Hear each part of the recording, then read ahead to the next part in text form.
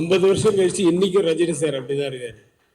Rajini sir உங்களை மாதிரி அந்த ஸ்கிரிப்ட் நடக்கும்போது தான் ஃபுல்லாக வந்து வந்து வந்து வந்து ஃபுல்லாக அவர் மண்டையில் ஏற்றிக்கிட்டுப்பார், கரெக்ஷன்ஸ் சொல்லுவார், நல்லா இல்லைன்னா மாற்றிப்பார், அப்புறம் நம்மளை மாற்றினா நல்லா இருந்ததுன்னா ஏற்றுப்பார், அந்த மாதிரி நிறைய பண்ணுவார்.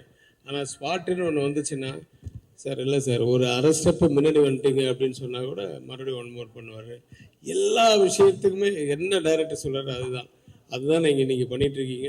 எப்பவும் அதே மாதிரி பண்ணுங்கள். யூ வில் பி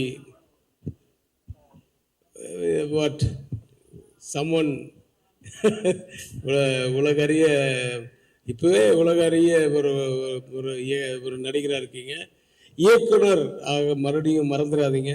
அது வந்து ஐ லவ் தட் ஃபிலிம். அந்த கோமாளி நீங்கள் நீங்கள் பண்ணும்போது, அந்த சீன் சொல்லும்போது, அந்த படத்தில் அதை பார்க்கும்போதெல்லாம் எனக்கு ஏன் இவர் நடிப்புக்கு வந்துட்டாருன்னு யோசித்தேன்.